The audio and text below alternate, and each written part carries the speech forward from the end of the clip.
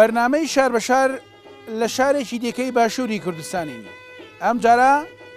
شار بە شار بنەو بارگەی لە پێنجوێن خستووە. لێرە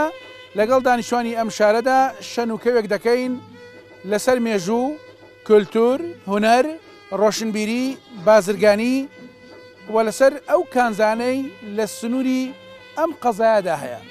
بینەرمان بن.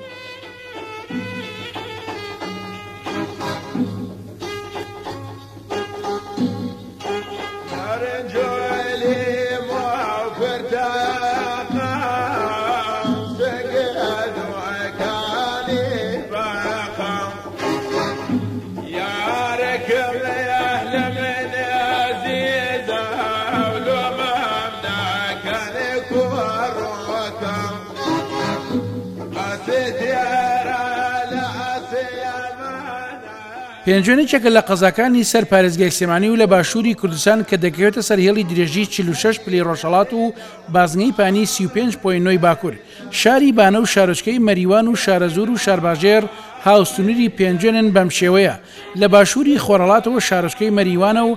لە باکوور و باکووری خۆرهەڵاتەوە شاری بانە هاوسنووریەتی. لە باکووری خۆرئاوا و باشووری خۆرئاوادا قەزای شارباژێرە و لە باشوور و باشووری خۆرهەڵاتەوە شارەزور هاوسنووریەتی.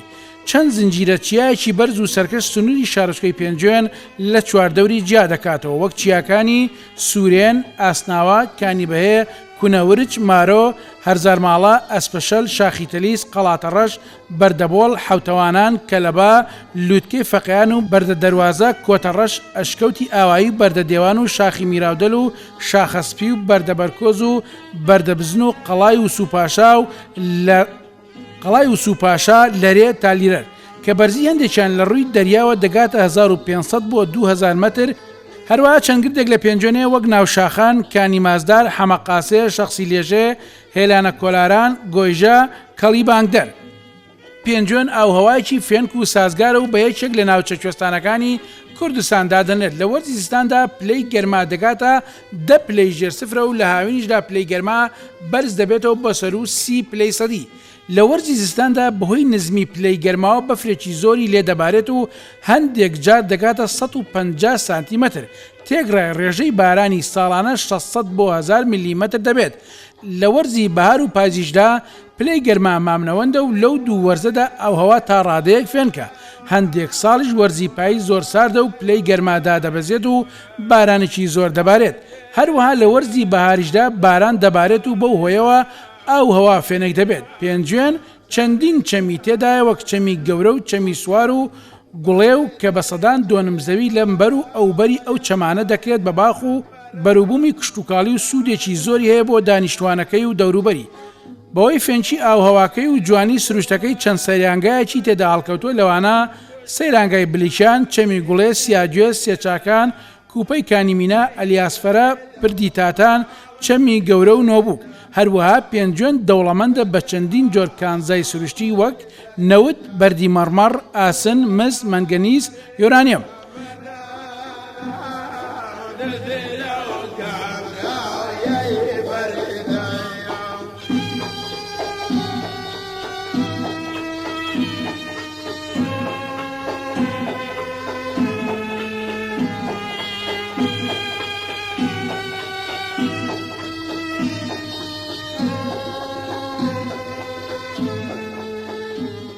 دیارە مێژووی پێنجوێن لە سەرەتا گوندێ بووە، بەڵام گوندێک بە کامل مواسەفاتەوە لەگەڵ دروستبوونی دەوڵەتی عێراقیە لە ساڵی 1920 پێنجوێن کراوەتە ناحیە. دواتر بەم شێوازە ڕۆیەوە بە حکمی ئەوەی ناوچەکە ناوچێکی استراتیجی بووە لەگەڵ کۆماری ئیسلامی ئێران و بەشی ڕۆژهەڵاتی کوردستانە هاوسنوور بووین. لە گۆڕانکاریەکانە لە کاتێکە سەردەمی پاشایەتی گۆڕاوە بە سەردەمی کۆماری، پێنجوێن کراوەتە قەزا و هەر قەزایەکی کە تەعامی لەگەڵا کراوە. سەرەتا گوند بووە، سەر بە خورماڵ بووە گوڵانبەر دواتر بۆتە ناحیە و ئێستا پێنجوێنێکێکە لە قازاکانی ستۆری پارێزگە سلێمانی. مێژووی دروستبوونی پێنجوێن وەکو ئاوەدانی دەگرێتەوە بۆ سەدەی 16هەم. بەڵام بە پێی توێژینەوە و لێکۆڵینەوەکان بۆ ئەو ناوچانە بۆ پاژماوەدێرینەکانی قەڵاکانی قزەڵجە و کچێ و وێنە و ویستان دەرکەوتووە کە ئەمە ئەگەڕێتەوە بۆ هەزاری دووەم و هەزاری یەکەمی پێش زاین. بەڵام مێژووی پێکهاتە واتە دروستبوونی پێکهاتەی زەوی پێنجوێن مێژوەکەی زۆر لەوە کۆنتترۆل دەگەڕێتەوە بۆ چاخی جیۆلۆژی یەکەم واتە سەردەمی ئەرکی. بەم پێیش بێت ناوچەکە بە یەکێک لە کۆنتترین و دێرینترین ناوچەکانی کوردستان و عێراقی دەژمێرێت و پێنجوێن کاتێک قەڵای کچێ و قەڵای قزەڵجی تێدا دروستکراوە لەژێر حکمی لۆلۆیەکاندا بووە. ناوچەکە چەندین جار دەسادەسی کردووە لە نێوان فەرمانڕەوایی سەفەویەکانە عوسمانیەکاندا بابانەکاندا ئەردەڵانەکاندا.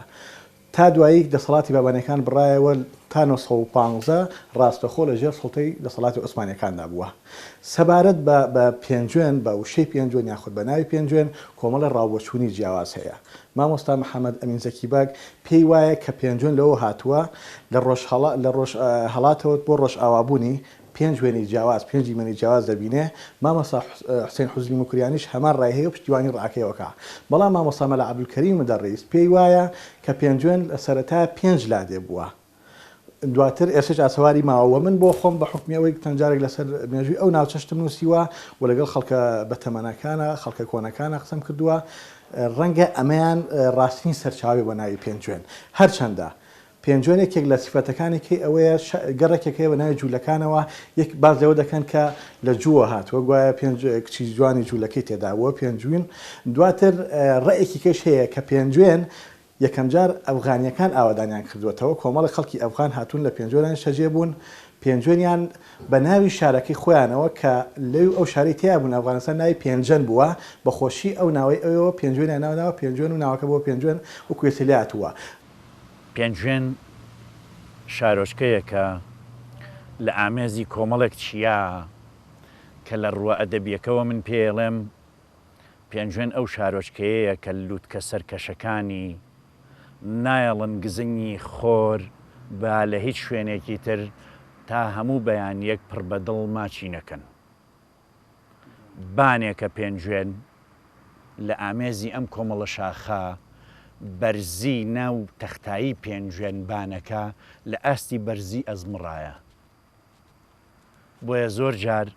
کە لە ئەزمر پروشەی بەفرەکە ئەڵێن لە پێنجوێن حتمەن بەفرەبارێ. بەرزیەکانیان لە ئاستی یەکایە وەکو بەرزی لە ئاستی دەریاوە. ئەم شارۆچکەیە لە شارستانەتە دیێرینەکانیشا بە حکمی بوونی کۆمەڵێک سەرچاوەی ئاو و بە حکمی ئەم چیا سەرکەشانە کە لە وەرگای سروشتین و کۆمەڵگەی ئەو کاتە بە زۆری خەریکی ئاژەڵداری بوون لەگەڵ بازرگانی بە کاروانی وڵاخ یەکێکە لە خاڵەکانی بەیەکگەیشتنی سنووری نێوان ئێمە و شارە گەورەکانی کوردستانی ڕۆژهەڵات بە تایبەتی سنە و بانە. تەنانەت پەندێکی پێشینانیش هەیە بۆ کاروانەکان وتراوە کە ئەو پەندە تایبەتە بە پێنجوێن. لە ناو پێنجوێن کە ویستویانە باربارکەن بە وڵاخەکان سەیری کەش و هەوایان کردووە و تویانە ئەگەر هەور ڕۆشت بۆ مەریوان کەر دەرکە و بڕۆ بۆ کاروان. ئەگەر هەور ڕۆشت بۆ بانە مریشکیش بکەرە کولانە. بەڵام لە نزیکەی 500 ساڵێک لەمەوبەرەوە شارۆچکەکەی پێنجوێن وەکو شارۆنشکە جێگیربوونی تیا دروست بووە لە سەردەمی میرنشینی ئەردەڵانە. تەنانەت ئەو قەڵایەش قەڵای کچێکە هەمانە وەک مێژوو مێژوەکەی ئەگەڕێتەوە بۆ سەردەمی گۆتیەکان. ئەو کاتەش قەڵا بووە و کۆمەڵێک سکە و تەرتیبات وشت لە بەردەمیان لە دەشتەکەی کشەیەرا دۆزراوەتەوە کە پێچێ فلیپ ئەسکەندەر کە هاتووە بە سوپاکەیەوە لەوێژ لای دابێت و هەر لە سەر و ئەوەوە لە پشتی شەیان و میشیاوەوە لووتکەیەکی بەرزمان هەیە هەر خۆی لە خەڵکەکە بپرسی چۆن هەموو لووتکەیەک لە کوردستانە ناوی خۆی هەیە ئەڵێن ئەوە لووتکەی ئەسکەندەرە. و کۆمەڵێک ئاسەواری کوورەخانە و دەستکاریکردنی ئاسن و ئەوانە بە حکمی ئەوەی کە پێنجوێن خاوەنی چیایەکی گەورەیە لە ئاسن کە بەداخەوە ئێستا لی بەکار ناهێنرێ بەڵام دیارە لە کۆنەوە دەرهێنانی ئاسنتیایە و پوختەکردنی و بەکارهێنانی بۆ ئەو کەرەسەوچەکانی کە ئەو کاتە هەبوون بەکارهێنراوە لە سەردەمی پێش و شاپێش ڕاپەڕین لێی دەرئەهێنرا بەرد و گڵەکەی لێی دەرئەهێنرا بە زۆری ئەبرا بۆ کارگەکانی چیمەنتۆ و لەوێ تێکەڵ بە چیمەنتۆی تایبەتیانە کرد.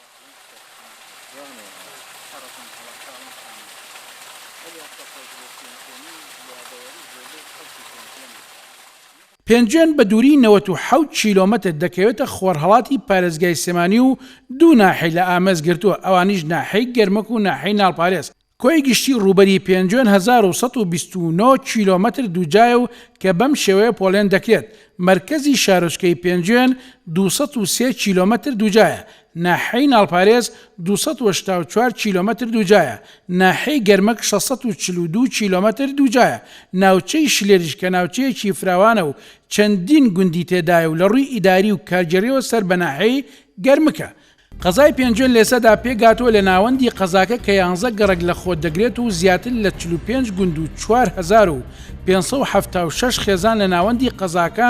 نیشتەجێن کە ژمارەیان 23794 کەسە و ژمارەی دانیشتوانی گوندەکانی سەر بە ناوەندی قەزاکەش بریتیە لە 822 خێزان کە ژمارەیان 4274 کەسن.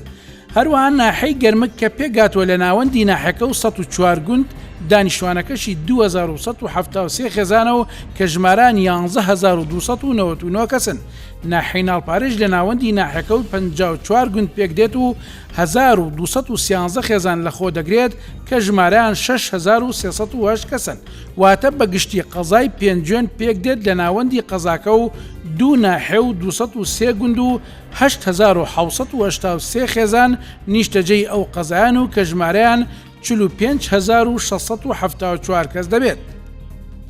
لە ئێساژدا ناوەندی پێنجێن لە 185 شارنشین و لە 115 گوند نشینن.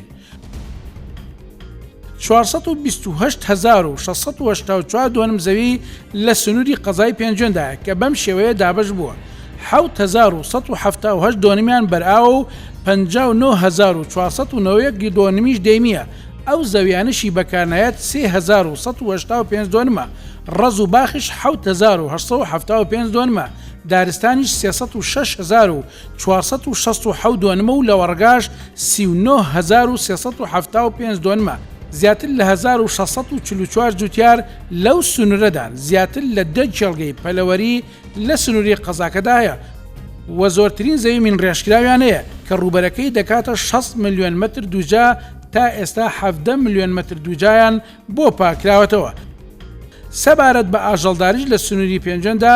بەم شێوەیە زیاتر لە 7500 سەر مەڕ و 27827 سەر بزن و 7239 مانگا و واتە ڕەشەوڵاخ و نزیکەی دەگامێش و زیاتر لە 1690 وڵاخی سواری و بارهەڵگیری تێدایە کە ئەمەیان زیاتر لە ناوچە سنووریەکانی قەزاکەدان و ڕێژەی هەژاریش لەم قەزایەدا لە 105.9. دانیشتوانی سنووری پێنجێن لە بنەڕەتدا لە چەند بنەماڵەیەک پێگاتوە ئەوانیش بریتین لە فەخا، وەستاحسێن، قوبات، نیسکە، بارام، غەفور باڵدار، حاجی مەحموود. ئەمانە تەنها بنەماڵەیەکی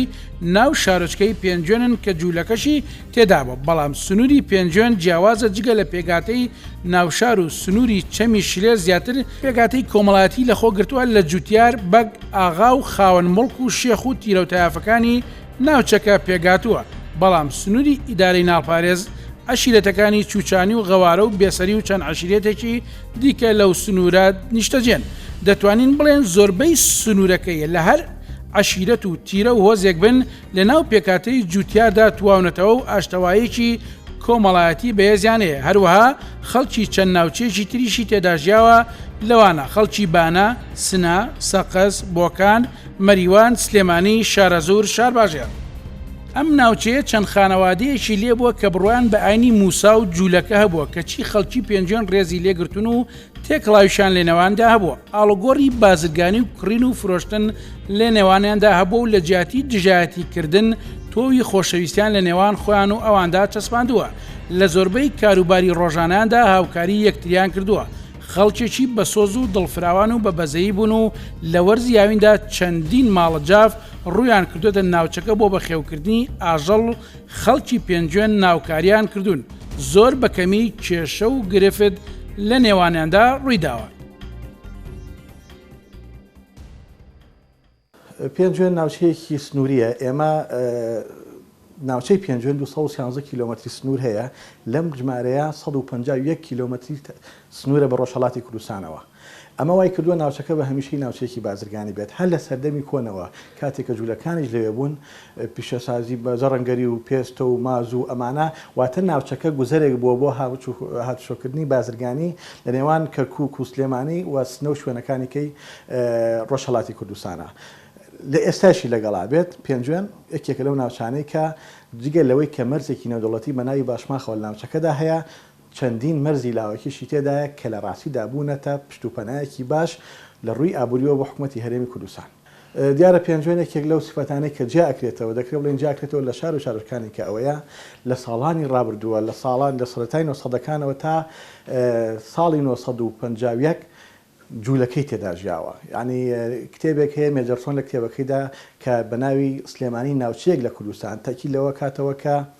دیارە ئەو 3 ساڵ لە نووری سلێمانیا بووە 6 مانگی تایبەت کردو بە گەڕان بە ناوچەکانە لە سەردانیدا بۆ ناوچەی پێنجوێن ئەو تەکیل لەوە کاتەوە کە ژماری دانیشتوانی پێنجوێن لەو کاتاکەواتە سەدەیە پێشی ئێستا 3550 هاوڵاتی تیا بووە. لەم ژمارەیە 3000یان کورد و مسلمان بوون 500یان جوولەکە بوون و 50 کەسیشیان مەسیحی بووە. ئەو باز لەوەی ژەکە کە کلدی تیا بوو بەڵام تا ئێستا من هیچ سەرچاوێکم دەست نەکەوتووە باز لە بوونی کلدانکە. هەروە کلۆد یۆس جیمز ریچ لە کتێبەکەیدا کە گەشتی ریچ بۆ کوردستان لە ساڵی 1820 دەری کردووە باز لەوە دەکات کە لە ناو پێنجوێندا کۆمەڵێک جوولەکەی تێدا هەبوو ماڵی جوولەکەی تێدا هەبوو کە سەرقاڵی کاری بازرگانیکردن بوون لە زەڕەنگەریەوە تا دەگاتە پێستە و تا دەگاتە مازوو کۆمەڵێ کاری تر. سنووری قەزای پێنجوێن کۆی فەرمانگە میدیەکانی تێدایە جگە لە کارمەندانی وەزارەتی ناوخۆ و پێشمەرگە لە ئێسادا ئەو قەزایە نزیکەی 3340 فەرمانبەریان هەیە کە ئەمانە دابەش بوون بەسەر ناوەندی قەزاکە و ناحەکاندا. لە ڕووی پەروەردەی و ڕۆشنبیریەوە تا ئێستا پێنجوێن لە ئاستێکی باشدایە. چەندین کەسی زانا و زانستخوازی تێدا هەڵکەوتووە کە ئەمانیش بە هەمان ڕێچکەی مفتی شاعیر و قانعدا ڕۆشن و تا ئێستاش بەردەوامن. لە ئێسادا لە ڕووی پەروەردەییەوە پێنجوێن بەم شێوەیە 4 باخچەی ساوایانیان هەیە 81 خوێندنگای بنەڕەتی و 1 دواناوەندی و 5 ئامادەیی و کە سەرجەمیان دەگاتە 91 868 مامۆستایان هەیە کە 481 مامۆستایان ڕەگەزی نێرینەن و 387 مامۆستای دیکەیان ڕەگەزی مێینەن 9924 قوتابی و خوێندکاریان هەیە کە 5298یان ڕەگەزی نێرینەن و 4626یان ڕەگەزی مێینەن. هەر لە پێنجوێندا بۆ خوێندنی ساڵی 2016 پەیمانگای تەکنیشی دەکرێتەوە بەڵام بەپێی ئامارەکان ئەوە دەردەخەن ڕێژەی نەخوێندەواری لەو قەزایەدا لە ئێسادا لە 30.4 کە ئەمەش بۆ شارێکی وەکو پێنجوێن زۆرە. پێش دەچێت ئەمە شۆ کارگەلێکی هەبێت کە خەڵک وەک پێویست نەچوبێتە بەرخوێندن. لە ساڵی 1935دا یەکەم بنکەی تەندروستی لەم شارەدا کراوەتەوە بەڵام خەڵکی لەو کاتەدا هەر پشتی بە حەکیم و جەراح و تیمارکەر و دەرمانی کوردەواری بەستووە. لە ئێستاشدا پێنجوێن یەک نەخۆشخانەی گشتی تێدایە لەگەڵ یەک مەڵبەندی تەندروستی و 30 بنکەی تەندروستی و خاوەنی 14 پزیشکی گشتین و 6 پزیشکی ددان و 6 دەرمانساز و 161 تەندروستکاریشان هەیە. خۆت دەزانی سێکتەرەکانی بواری خزمەتگوزاری چەند سێکتەرێک هەیە سێکتەری تەندروستی هەن شارەوانیە لە بواری وەرزشیە لە بواری جادەوبانە لە بواری مین دیارێکێ لە دەردەکوشندەکانی ئەم سنوورە مینە کۆمەڵێ سێکتەر کاری لەسەر کراوە بەڕاستی شارێک لە تەختبوون و لە وێرانەوە دروست بکرێتەوە. ئەم شارە لەوە زۆر شایەنترە زۆر لەوە زیاتر هێنێ خزمەتی بکەی کاروانی ئاوەدانی بەردەوامە و کاری باش کراوە ئیشی و پرۆژەی جوان و باش کراوە بەڵام ئەمە کۆتانیە پێویست دەکا کار و پرۆژەی جوانتر و باشتریش بکرێت. شەقامەکان ئاوەڕۆ کارەبا بۆ نمونە لە بواری کارەبا ئێمە لە 142 گوند 127 گوند کارەبای نیشتیمانی پێگەیشتووە 15 گوندەکەش تەنها لەبەر ئەو بارودۆخە داراییە ناهەمواری ئێستا ڕووی کردو هەرێمی کوردستان ئەگینا بۆ کۆمپانیا و 15 گوندەش دەرچووە کە ئەتوانین بڵین لە داهاتوویکی نزیکدا کێشەی کارەبای گوندەکانیش نامێنێت. بەتەکیید ئەو پرۆژانی کە زۆر گرنگن لەم ناوچەیە لە ئێستا و لە داهاتوە هەندێکی لە ئێستا دەستی پێکردووە لەوانە هایوەی یاخود بڵێن ڕێگای خێرایی باشماخ زاڵگەی پێنجوێنە کە 36 متر قیرە جادێکی سەریعە ئۆڤەرپاسێکە کرێت لە نێوان گەرمک و پێنجوێنە کە ئەو یەکتر بڕای تر خەڵک ناوەستێت ئەوە ڕێگایەکی زۆر باشە ئێستا لە 125 کارەکانی تاڵ بەڵێ بەتەکیید ئێستا دەستی پێکردووە لە 125 کارەکانی تەواو بووە و پرۆژەیەکی تریش هەمانە کە زۆر گرنگە بۆ پێنجوێن و ئەتوانین بڵێن بەشێکی سیستەمی کارەبایی سلێمانی ئەویش محەتەیەکی 220 مێگاواتیە کە ئێستا تەواو بووە تەنها ماوەتەوە ئیستلام بکرێت کە کارەبای سلێمانی و پێنجوێن و سێسایق بەیەکەوە بەستێ بۆ داهاتووەک و پرۆژێکی استراتیژی ئێمە ئەتوانین ئەگەر وەزع پێویست بکە کارەبا لە ئێران وەربگرین زیاتر لە 180 مێگاوات کارەبا بچێتە خوارەوە بۆ سلێمانی و شارەزوور لە ڕێگای ئەو وێزگەی 220 مێگاواتیەوە کە ئێستا کارەکانی شتی زۆر کەمی ماون تەواو بووە. دیارە ئێمە لە ڕێگای چەندلسۆزێکی شاری پێنجوێنەوە ساڵی پار لە هەوڵا بوون بۆ ئەوەی کۆنفرانسێک ببەستین لەو کۆنفرانسا دو ئەنجام کۆتایەکەی داواکاریەک بێ لە حکومەت و پەرلەمان بکەین کە پێویستە ڕێژەیەک لە 100 پوینت لەو داهاتی لە مەرزی باشماخە بۆ ئاوەدانکردنەوە و پرۆسی ئاوەدانی قەزای پێنجوێن و هەردوو ناحێ گوندەکانی تەرخام کرێت بەڵام بەداخەوە دیارە بۆ خۆتان نەزانن ئەو قەیرانە داراییە وای کرد زۆر ئیشی تریشمان وەستانەک ئەو پرۆژەیە هات هێشتا ئەوە وەکو فکرە و باس باوە بەڵام نەچۆتە بواری جێبەجێکردن ئەو داتانی کە بەدەست ئێمە گەیشتووە هەنێکی لە ڕێی فەرمانگەکانی ترەوە وەرمانگرێتەوە مەسەرەن نەخۆشخانەکان بەڕێوەبەراتی پەروەەردا یان فەرمانگەکانی تر بەڵام هەندێکی تریان بە شێوەی کاری مەدانی مەسەرەن ئێستا بۆ وەرگرتنی داتا لەسەر هەژاری ئەوانە کاری مەدانی بوون بۆی بەماوەی 1 ساڵ ئێمە پێوەی سەرقاڵ بووین و کارمان لەسەر کردوانی بە تیم هەموو گوندەکان بە عینە وەرمانگرۆ چەند گوندێک لە سنووری قەزای پێنجوێنە و لە مەرکەزی قەزایە هەوڵ و ماندووبوونێکی زۆر بۆ درا مەسەرەن لەسەر بواری هەژاری نەخوێندەواری ئەوانە بە مەدانی گەڕان لەسەر بواری کشت و کاڵ مەدانی گوند و قەزاکان و ناحیەکانیش گەڕانی ناحیەکانی سەر بە قەزای پێنجوێن هەموو ئەو داتانێک کە بەدەستمان هێناوە کە بۆ هەر ئەرقامێک ڕەنگە چەندین ڕۆژ ئێمە پێوەی ماندوو بوو بێتین کە لەبەردەست جەنابتانە ئەو داتانەی بەدەستمان هێناوە لە ڕاستیە وەک ئەوەی کە خوێندن و نووسین لە حوجرەکانەوە لە کۆنا دەستی پێکردووە بۆیە گوندە گەورەکان لە دەوروبەری پێنجوێنە هەمیشە جێگەی ئەوە بوون کە قوتابخانەی ئاینیان تیا بووە مەسەن لە دەوروبەری خۆمانە لە گوندی شێخەڵمارێن قوتابخانەی ئاینی هەبووە لە گوندی برایماوە کە ئێستا ئاسەواری نەماوە لە بەشی خواروی و پێنجوێن ئێمە پێڵێن پێدەشتی برایماوە قوتابخانەی ئاینی هەبووە و لە گوندی پاشبەرد قوتابخانەی ئایندی هەبووە لە گوندی بالیکەر قوتابخانەی ئاینی هەبووە لە گوندی بیستان قوتابخانەی ئاینی هەبووە کە باشترین دلیلمان بنەماڵەی مفتی زۆر کاکە حەمەد شاعیرێکی زۆر جوان لەوێ بالیکەر هەر لە کۆنەوە شوێنێکی تایبەتە و مامۆستا مەلا عەبدولقادر یەکێ بۆ لەو پیاوانەی کە دەستنووسی نووسیوە لەوێ محەممەد پاشای بابان هاتوۆتە ئەم دەڤەرە و لێرەوە کۆمەڵێک مامۆستای ئاینی تەکلیف کردووە کە بچن بۆ سلێمانی لەوانە مەسەرەن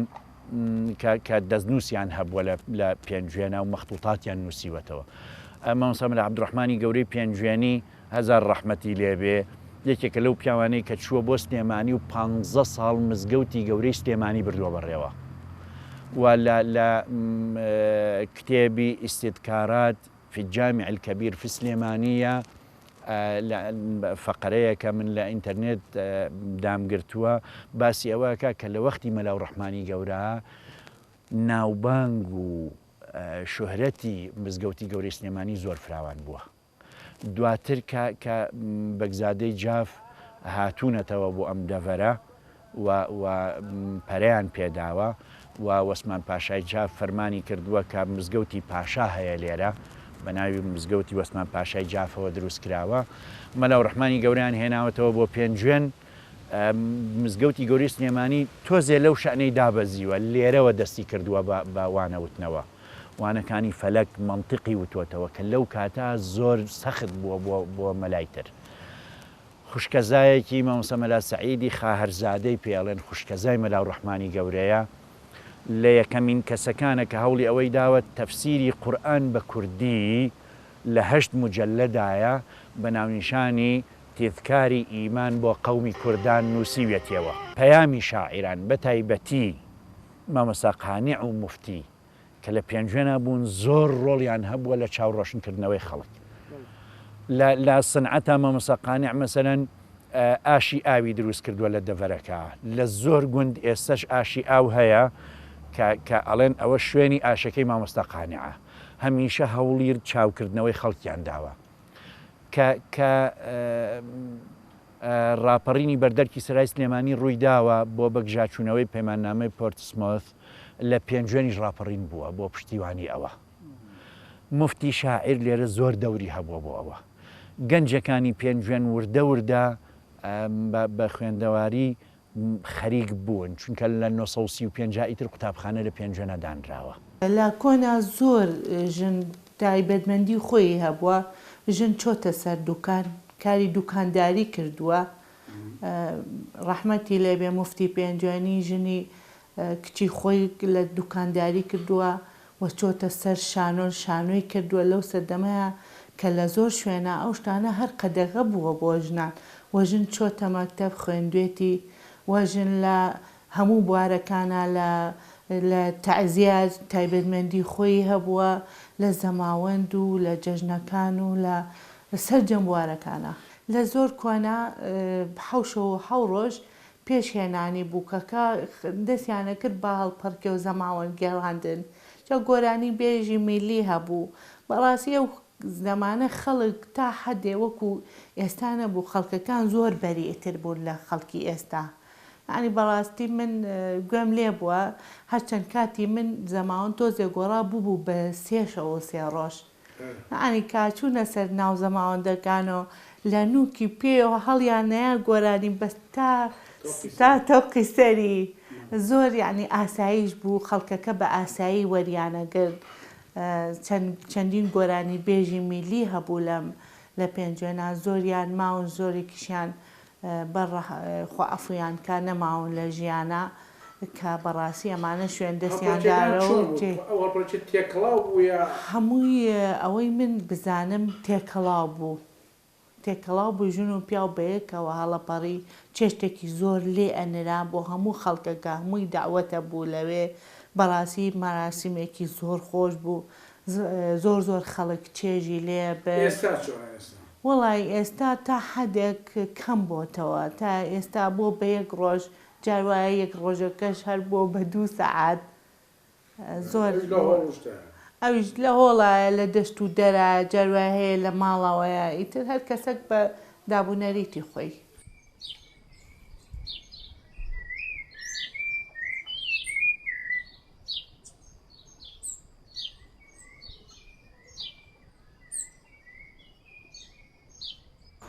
پێنجوێن بەبێت تۆ نزیکە مەرگم لبنانشکێن بووی داخی بە جەرگم تازە بوو چێ بووی لەسەر چیاوە هاتنە سەیرت لەم لاولولاوە هەمومان دەزانین ئەمە یەکێک لە هۆنراوە گرنگەکانی شاعری نەمر و شاعری گەورەی کورد موفتی پێنجوێنیە موفتی پێنجوێنی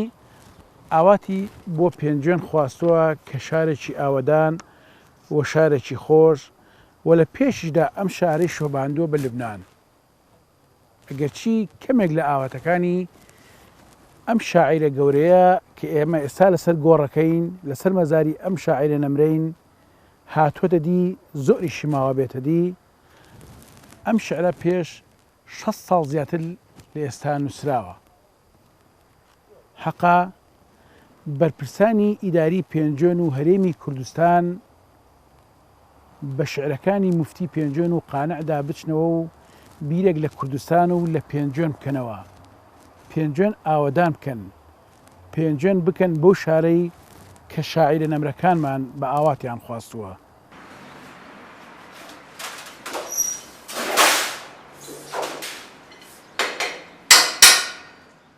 دانیشتوانی ناوچەی پێنجۆن وەک سەرجەم ناوچەکانی تری کوردستان خەریکی کاری تایبەت بە خۆیان بوون بۆ دابینکردنی بژێوی ژیانیان وەک کشتتوکاڵکردن، باغداری،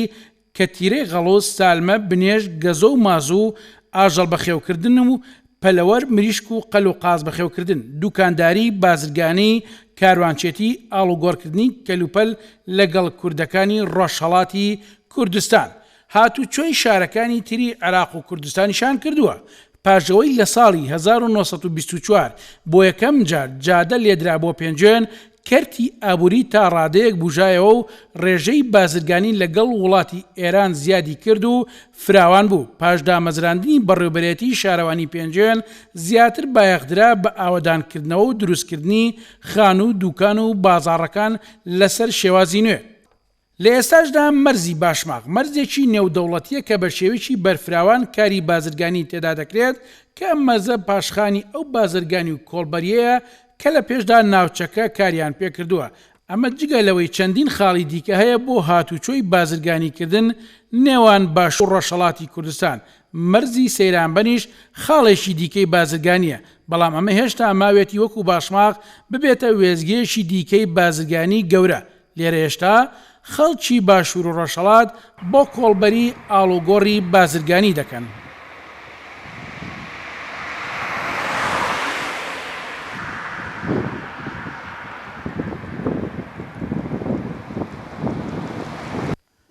ئەمە یەکێکە لەو مەرزانەی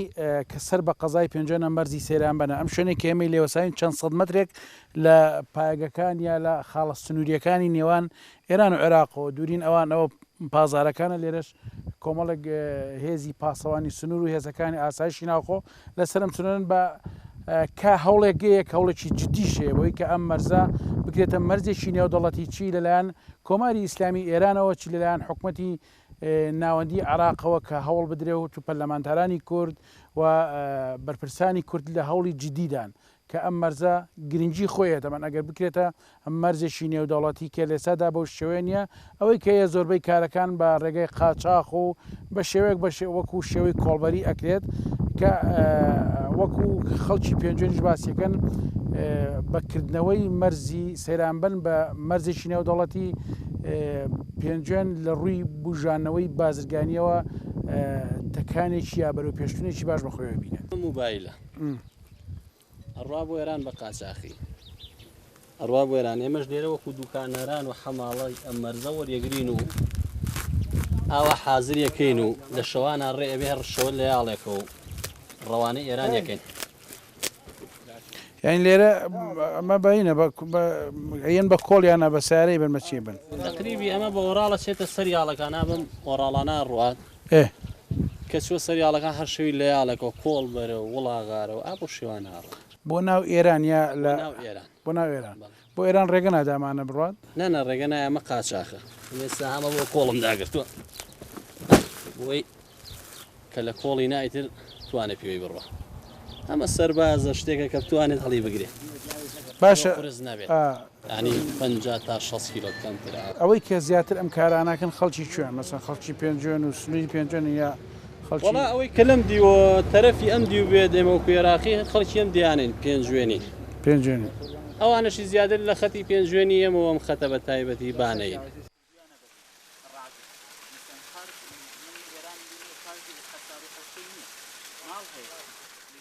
داهاتی پێنجۆن لە ڕاستیە بەدەلەوەی ئێمەکو ناوچەیەکی سنووری لەگەڵ ئێرانە بازرگانی لەگەڵ ئێرانە ئاکەین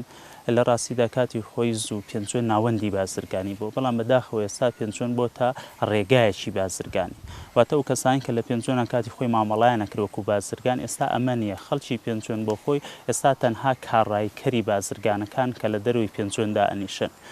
ئەم ناوەندێتی گەڕانەوەی بازرگانی بۆ پێنجێن خەڵک ئەبێ خۆی هەستێ بەم کارە لەگەڵ ئەمیشا حکومە دەبێ هاوکار بێ بۆ ئەوەی بتوانین کارگە کۆمەڵێ پرۆژە هەیە لەم شارە لە ڕووی بازرگانیەوە بیکەین بۆ ئەوەی ئەو ڕۆڵە بۆ پێنجێن بگەڕێتەوە لە ڕووی ئیشەکانی کێشەوە بە نمونە لە ڕووی کشت و کاڵەوە پێنجێن دەوڵەمەنە بە بەرهەمەکانی پەتاتە تەماتە شووتی زۆر بەرهەمی کەمان هەیە لەم شارە کە هەمانە بەڵام ئەمەش دیسان پاڵپشتی حکوومەتی هەرێمیەوە بۆ ئەوەی بتوانین ئەوە بەرهەم بێنین کە بەشی کوردستان کە هەرچەند ئەم 1-2 ساڵە بەرهەمی تەماتە و شووتی و پەتاتە بە تایبەت لە پێنجۆنا زۆر زیادی کردو و نردومانە بۆ شارەکانی کە بە تایبەتی لە وەرزی هاویناکە لێرە ئەو وەرزی بەرهەمهێنانە تەماتەیەکی زیاد لە حەدمان هەبوو لە ڕووی پیش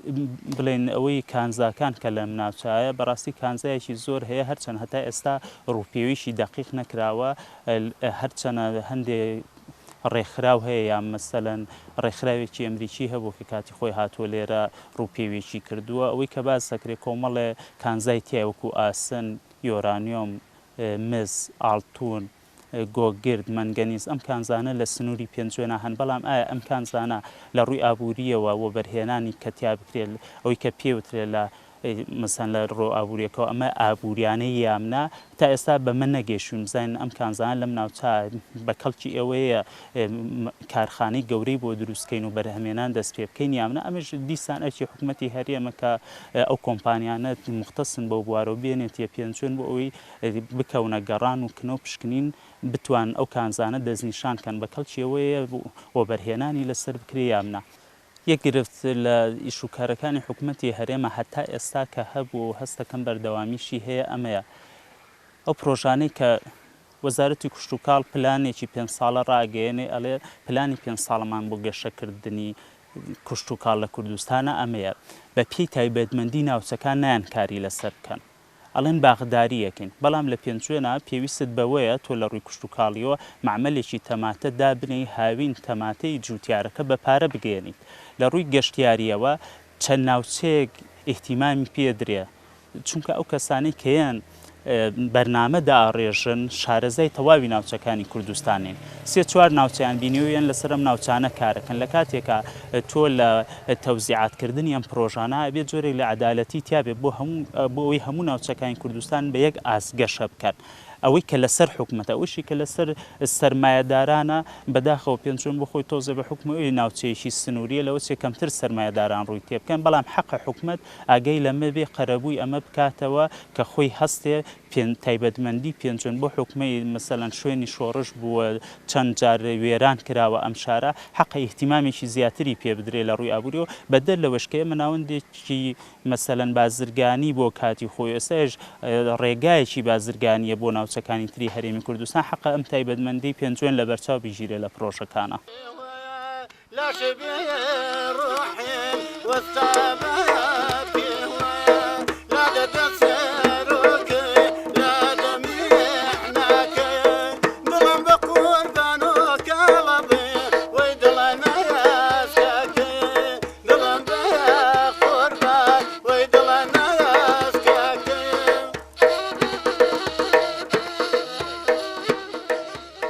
هونەر و ڕۆشنبیری بە هەموو بوارەکانەوە لە قەزای پێنجۆن دەور و کاریگەری خۆی هەبووە لێ پێشدا و لە ئێستاشدا ئەم شارە چۆن شارێکی گەورە و گرنگ بووە و ڕۆژهەڵاتی کوردستان و باشووری کوردستانی بەیەکەوە بەستوێتەوە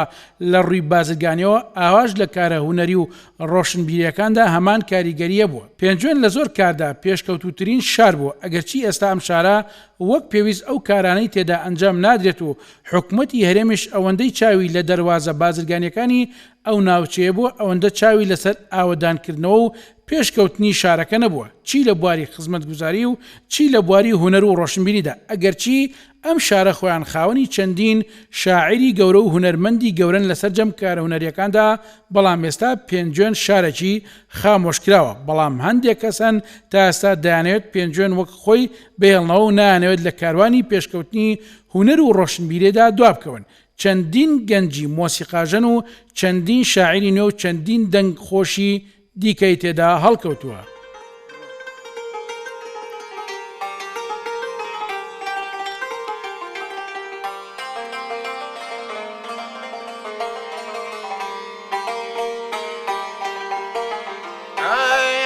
پەرێشانەیە مەیان دەناڵێنێم فرمێسکی چایە وایان دەبارێنێم ڕوحی خۆم بۆچی ژیان هەیە لەبەرەو چایە وەدێ دەمرێنێم نازانم چۆیۆنی بکەم چارە دەرمایانی ئایا و دڵایە بیمارەیە بەبێهوداشێت و هاژارم بەدەڵدی دڵمەیان گرفتارم بەدەردی دڵمەیان گرفتارم. ئەگەر باز لە مێژووی هونەری بکەین بەگشتی لە پێنجێندا بێ بگەڕێنەوە بۆ دەستپێکی کاری هونەری لە پێنجێندا ساڵەکانی 1933 کەو دەما دایرەی مەعاریف هاتۆتە پێنجێن و کار و چالاشی کردووە. لە ئەنجامی کار و چالاشیانە هەوڵی داوە ئیسفادە لە خەڵکی شارەکە بکات لە گەنجەکانی شارەکە بکات کە لەو سەردەمەدا کۆمەڵێک کەسایەتی دەوری باشیان هەبووە لە بواری بەتایبەت شانۆدا. لەوانە کاک حاجی محەممەد، ئەوانە محەممەدی حاجی ڕەسوڵ، هەروەها حەمە ساڵی میرزا حەمە سەعید و چەند کەسایەتێکی تریش کە ڕەنگە ئێساکە نەتوانم وەکو پێویست ناوی هەمان بینم. ئەمانە توانێنە بە چەند خۆناغێک کاری هونەری بکەن. کۆمەڵێک گۆرانی بێژمان هەبووە کە لە بواری مەسن بە گۆرانی فۆکلۆری زیاتر مەسن لەوانە عەبەڕەزە بووە، خولە نەسە بووە، هەروە بێتەوە خولە عەرەب بووە و نوقڵێ خان بووە یەکێک بووە لەوانە مەسەنکەین بووە، دواتر حەمە مەڵەک بووە و حەمە کولاژ بووە، عەزیز بووە. ئەمانە بە ڕیتمێکی بە فۆلکلۆری مەزیان، بەڵام بەس کۆمەڵێکی ترمان هەیە بەڵێ سەریع کۆمەڵێکی ترمان هەیە کە بە ڕیتمی خاو گۆرانیاوتووە و لەگەڵ مۆسیقایە گۆرانیاوتووە. لەوانە شەید عەبدول مەلا بووە کە بەڕاستی دەورێکی زۆری هەبووە لە بواری گۆرانی و مۆزیکرا و هەروەها عەبدولی حەمە ساڵەمان عەبدول ساڵح بکە ئەویش هەر بۆ خۆی دەوی باش بووە، کاوی حەمە ساڵەمان بووە، حاجی ئەنوەرمان بووە. ئەمانەش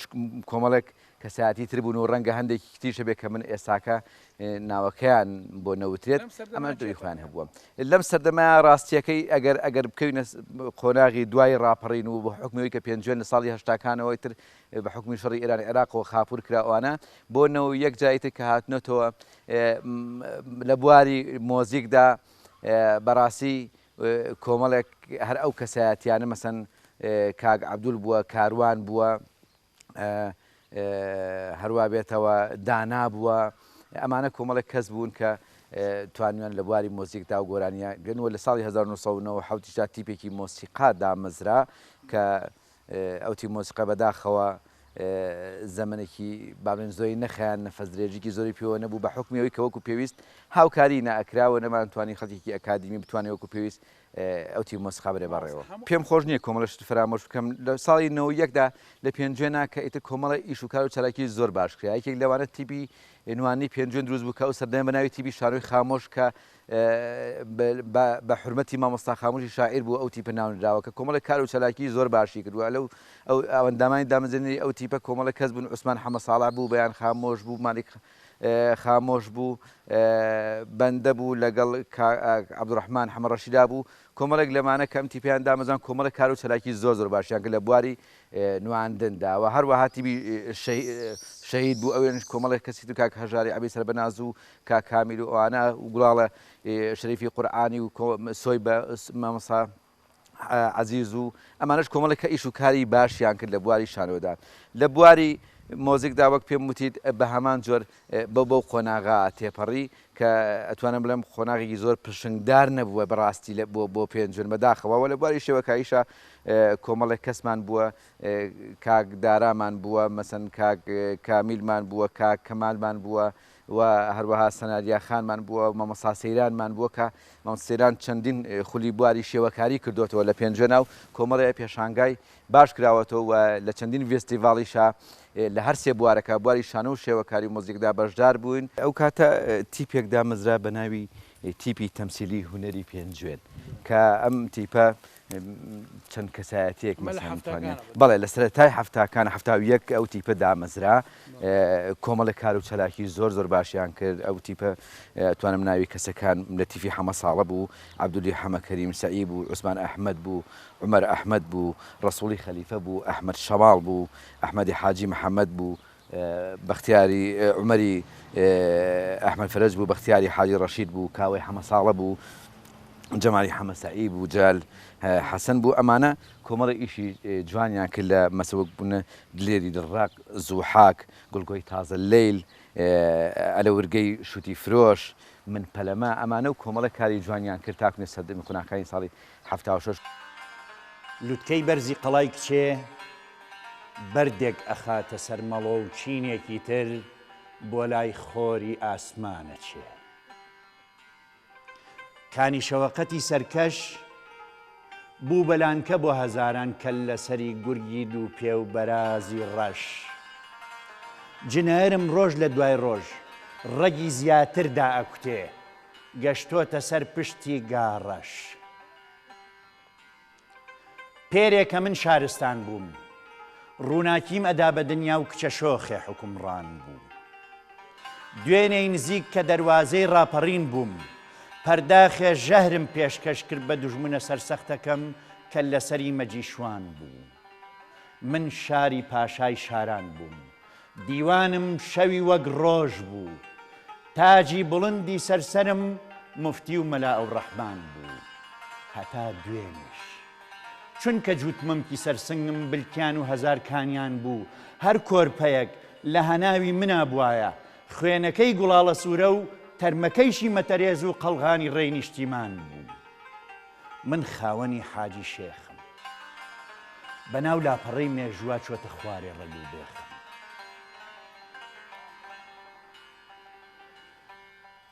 ئەگەر بۆ پڵنگە پرسن،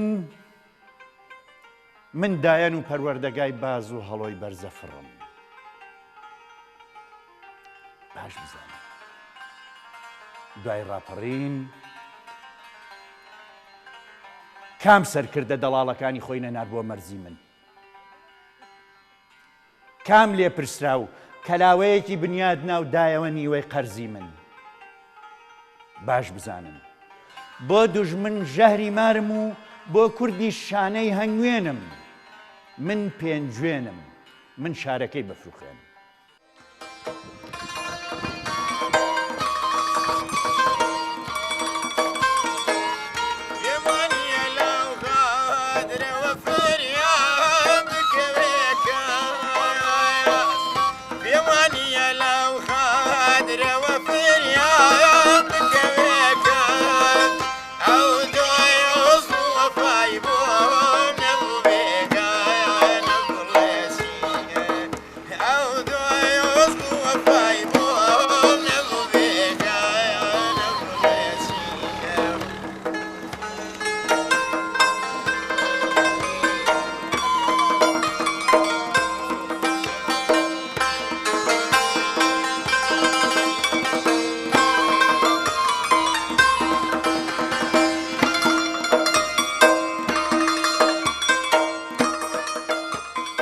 سروشت زۆر کات دەبێتە هۆکاری جوانی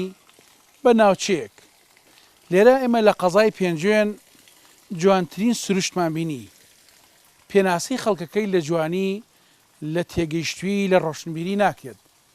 بە هەمان شێوە سروشتەکەشی زۆر کات هەوڵیش دەدرێت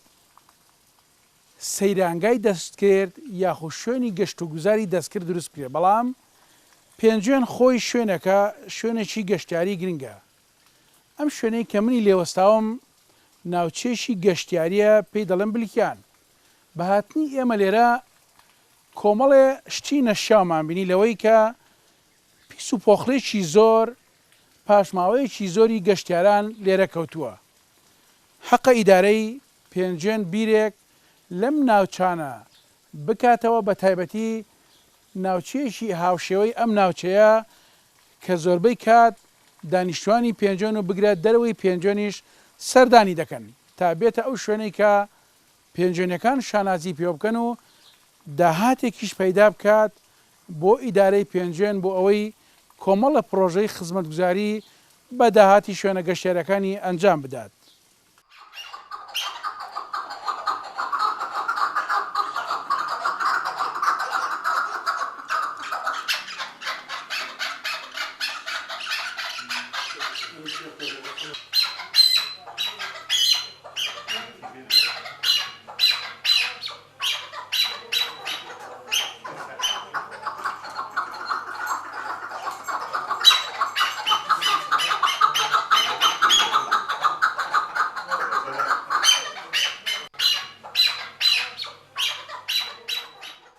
والله قدرنا بخدمتها نزيك دولي دي صالة به صالان أمامنا كدبي مقصد كوب فلوس مو كوب كرم صالان سنبو شو أقول دو تكوي شو عشان بويا أسنبو شو دوكم لسه أكلتوا دو عواسلات أما هنا ولا ما لهم خوات يعني دمك الراوك هذا والله دمك دوي بصالة به جقال الراوك وراوي تشي دي شكل والله تهراوي بزوي هراوي كوبه هالراوك وكل هذا والله نراو سمود مكدو نراو كوت مكدو نراو كلبش مكدو نراو بلش مكدو أما نراو طالبا أنا نبوم يسكرينو فروشني أبي أو كوانا هذا والله شي بكم شوني هذا أو بس أكرينو فروشتم بوك أو كوانا شون يعني شون فروشي والله كاك أغلى شين كا دسم كذا شوال كوا خدمتي كم أم جالس مسلمانك هاي خدمتي كم أنا فلوس مو أو حسابك آوايا تاچن يعني تشيجي تابتي يعني تاچن بلاتو خوشك مثلا بوشوك أو كوانا لقال يا نبي والله أسابوك جاران يا جانان ذوق لسيبو باسم راقب أم يسذوق لسيني بخويا سعادة كم تناكيك من نبي بين مسر جاني تابتي خود هلا والله ما باسكم بقى تاسا خزانة نبويا جندنا وتبوشي تاسا والله كاك قرية أبي يش كسب ببرازي نبي زمان يسمع ويك وامدات ونرزوا نبو